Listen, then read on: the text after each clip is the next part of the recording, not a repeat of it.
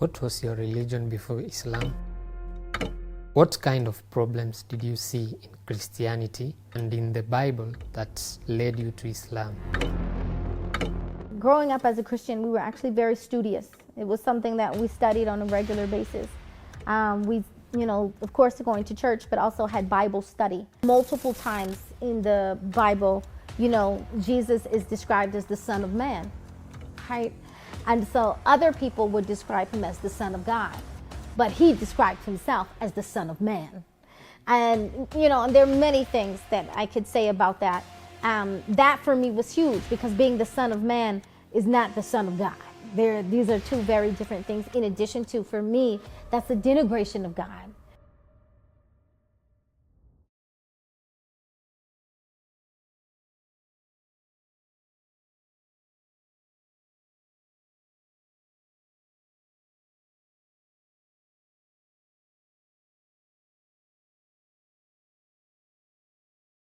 To our viewer who is watching you for the first time, can you tell us who is Iesha Prime?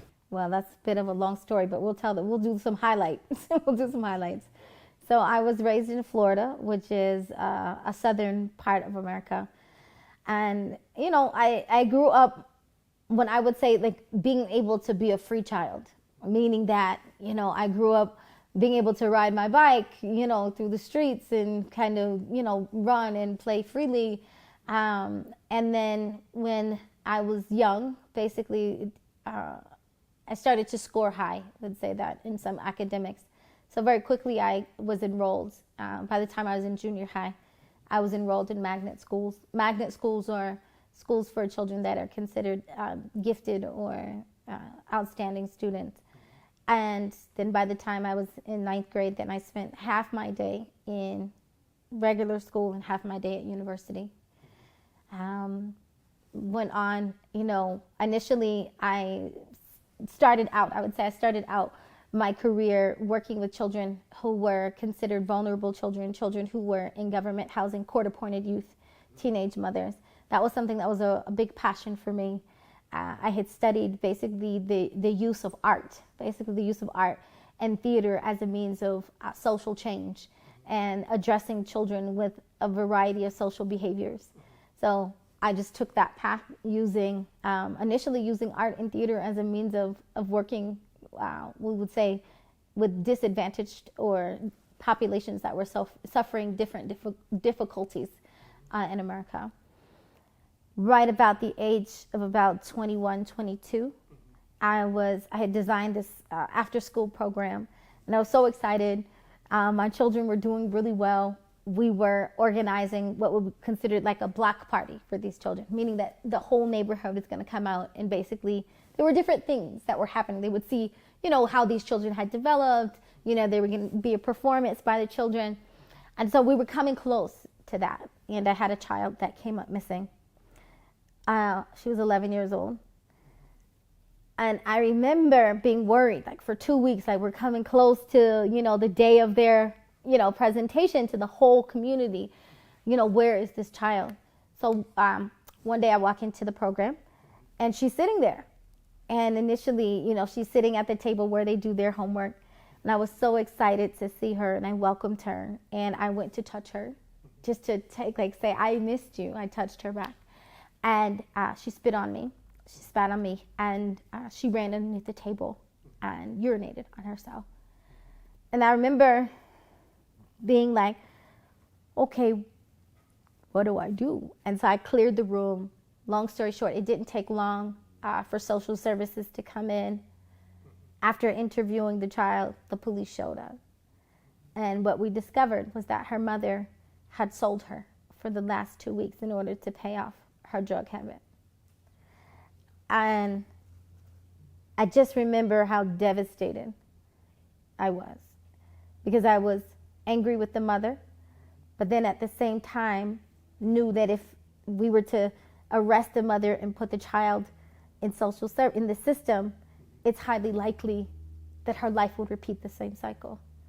So then I became angry with the system. And then I realized, for her mother to be arrested wasn't the solution, because her mother was an addict.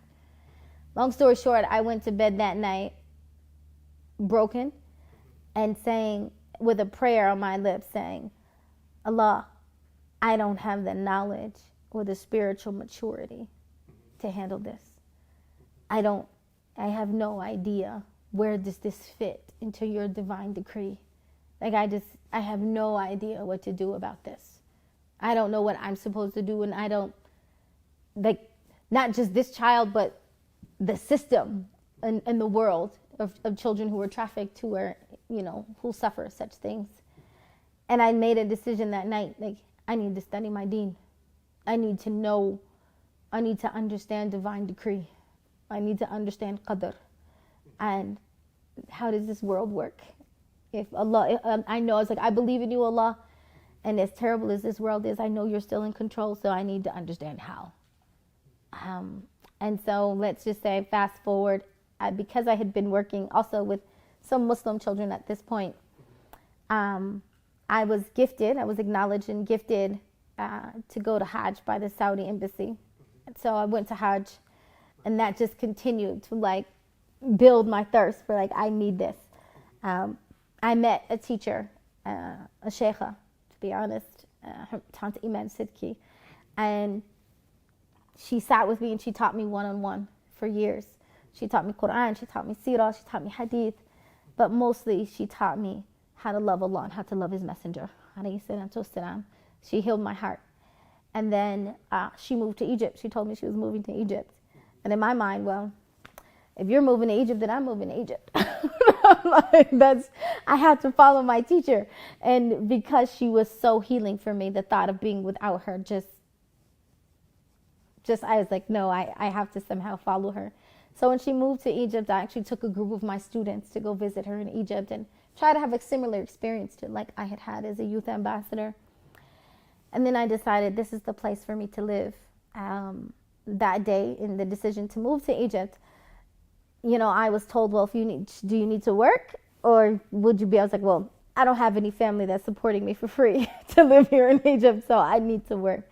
So someone introduced me to a school that I could work, and they also owned the Fajr Center.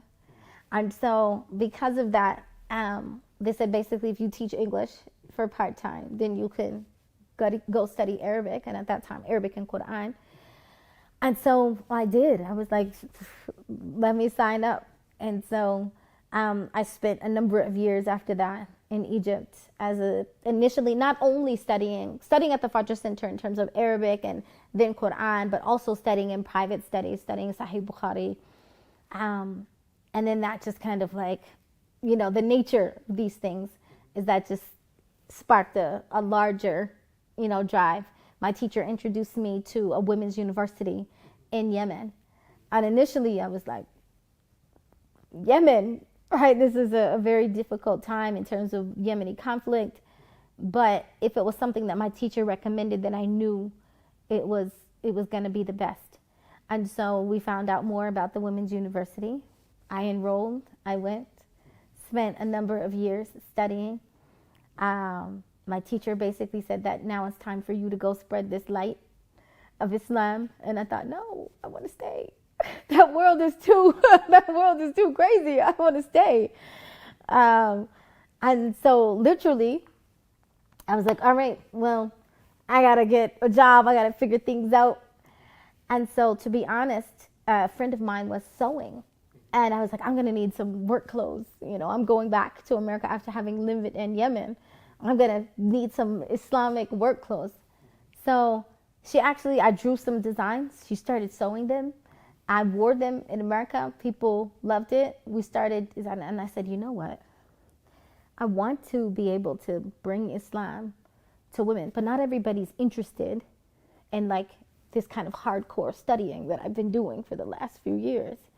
And so we started actually designing women's conferences where they could experience hijabi fashion, experience what it's like to be modest, wear hijab, but at this, like, be adherent to your deen without compromising your sense of self, right? Without compromising your identity in many ways. And so we started designing conferences that would kind of be a mass appeal to women.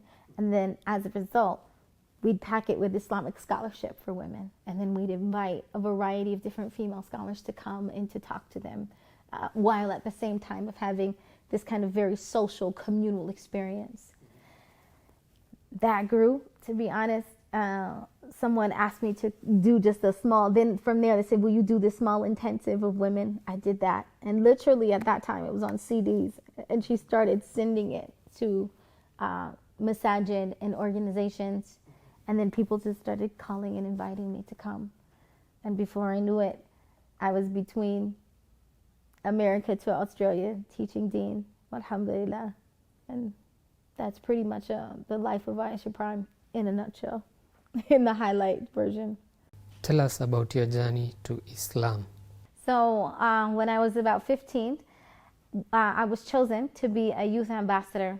And subhanAllah, as a result, depending on what scores, how high you scored in certain national testing, they would choose which country you were fit to go for. So at that time, I spoke fluent French, scored really well in language and social studies.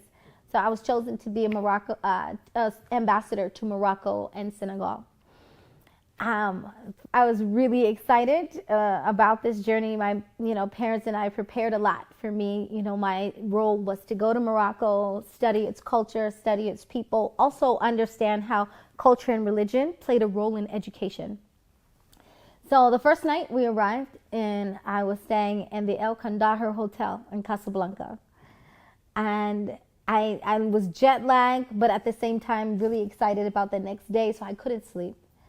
So finally, somewhere around 4:30 in the morning, I finally started to fall asleep. But as I was falling asleep, I fell into this place that's like between being awake and being asleep. It's also a spiritual state. And all of a sudden, I heard the adhan go off really loud. Allahu Akbar. But it sounded as if he were at the edge of my bed. And to be honest, the only thing I ever describe it, the feeling that I felt when I heard the adhan for the first time was like someone, when they're dying in a hospital, they put defibrillators on your chest and they shock you, right? Like clear and bring you back to life. That's how it felt. So I remember taking this huge breath, and I went to the balcony, fabulous hotel. I went to the balcony and I was trying to figure out where's the sound coming from. And it was coming from everywhere, right? Because it's Morocco, it's a Muslim country. So it's coming from this place and this place and this place. And initially there was an overwhelming, ethereal feeling. It was like this. But then I started to get nervous because I said, wait a minute, it's coming from everywhere. So this must be an announcement, right? There must be something going on. Of course, I've seen these movies where the adhan is going off. I'm out of country. And literally, I have some of the same brainwashing as anyone else. So I start to get nervous, wait a minute, if this is coming from everywhere, what are they saying? What's happening? So I ran downstairs to the concierge in the hotel. He was also responsible for our group. His name was Ahmed. And I said, Ahmed, what's that sound? And he said, oh, that's the call to prayer. And I thought, I was like, no, it's 4:30 in the morning. Nobody's praying at this time. Nobody's praying right now. And I, was thinking to myself, because to be honest, I was used to church bells. So I was thinking if someone's calling for prayer, it'll be coming from one place. But I was trying to explain to him, no, this is coming from everywhere. This is an announcement everywhere. So come outside with me and listen. So he came outside and he listened. He was like, it's the call to prayer. And so I asked him to translate it for me. And I just remember that as he was translating it, I felt something inside of me fall down. And I felt, again, just a strong sense I wanted to be alone. I wanted to talk to God by myself. And so I went upstairs to my room and sat on the floor, and I wept for about 45 minutes. And I just kept crying and praying, and I said, God, I know two things about you today. I know that they love you because they get up before the sun gets up to pray to you. And I said, I've worshiped you my whole life, and I've never gotten up before the sun came up to pray to you. And then I said, and the other thing is that I know that you love them because you told them your name. We call you God, we know your servants, but you taught them your name. And today I learned your name for the first time, that your name is Allah. And I sat there contemplating, like, how great must be this love that they are just, we have a saying in America that says, when you love someone, you can shout it from the mountaintop. And I thought, these people are just singing his name and like praising him and calling people to him from all over. And it was something that was overwhelming for me. So that's what I call I knew nothing about Islam. That's the only thing I knew. I knew these people, love him and he loves them. And I said, in that moment, because they love you and you love them, count me from amongst them.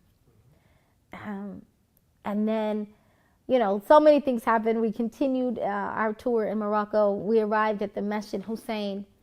And when I walked into Masjid Hussein, just like this beautiful mosque in Morocco, I think it's the second largest mosque in the world. And it sits out, like kind of jutting into the Atlantic Ocean. And it's physically beautiful. But I remember when I walked in, I had this overwhelming feeling of, this is what peace feels like. Like, this is the definition of what I now know the word Sakina. So I remember everything else about the tour. I didn't care. I was like, I'm not interested in meeting the ambassador, the king, all of that, which are, huge things. I was like, can you just leave me here in this place? So we left there, of course. After my time in Morocco, we went to Senegal. After some time in Senegal, meeting government officials and all of that, we stayed with a host family. So this host family that I stayed with, they were just a blessed and a family of amazing character. Not just like the mom, but the entire family, the parents, the children, the aunties who came by. Just an amazingly beautiful character of impeccable, noble character. Ramadan came, and of course, as I'm watching them fast, I asked them all kinds of questions about, why are you fasting? And realizing that fasting in the tradition that I was in before, I was raised Christian, this was a different fast, right? Like, fasting from sun up to sundown, that was like that's a whole nother thing. And I said, wow, you're starving yourself for God. Like, this is a serious sacrifice. And I wanted to understand. I'd even offer them food and say, it's okay. God is merciful. He'll forgive you. Don't starve yourself. And they would like gently, beautifully say, no, we want to do this. Like, we want to prove to God that we're committed.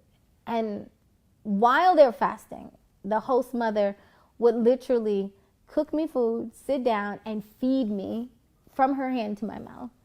Now, being an American teenager, I'm just looking at her like,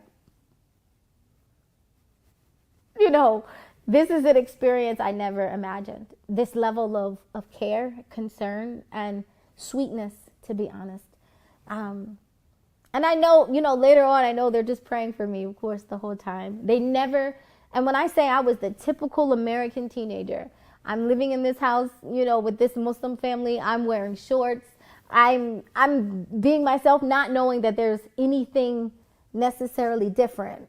I guess, because they never made me feel like I was less than or that they were above me. And that actually made me know and understand in so many ways how much better they were than me. Their basic understanding of what character was and what faith was clearly better than me. I remember my host brother taking me around to meet all of my neighbors. From the first day I arrived, he was like, meet this one. This is my sister who's arrived from America. And as he's introducing me to the neighbors, I don't remember any of the neighbors. I just remember we went to multiple of them.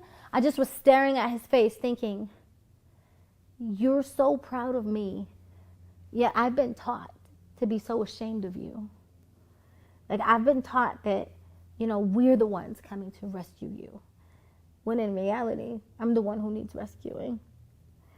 And just let's say months of that, and I returned back home to America in an extreme depression. I went into, like, we could just say blackout thing. Someone who was so engaged in school, someone who was so interested in, straight A student, hardworking. All I could do was gaze out the window and long for that feeling again, long for that peace, long for that, that kind of character. One day I went to the front desk, the office at the front desk of school, and I said, can you find me anything on Islam, on Muhammad, on Abdullah, on Ibrahim? Find me anything. And they said, we found the Islamic Center in D.C., Washington, D.C. And I said, okay, can you give me the address and tell me how to get there? So they gave me directions on how to get there. I literally skipped school. I tell people, don't do this. Don't do this. I skipped school and went to the mosque, went to the masjid. And I sat there every day for a month until there was a beautiful woman by the name of Karima. Allah bless her. And she said, you're young. You're not supposed to be here. What are you doing here every day?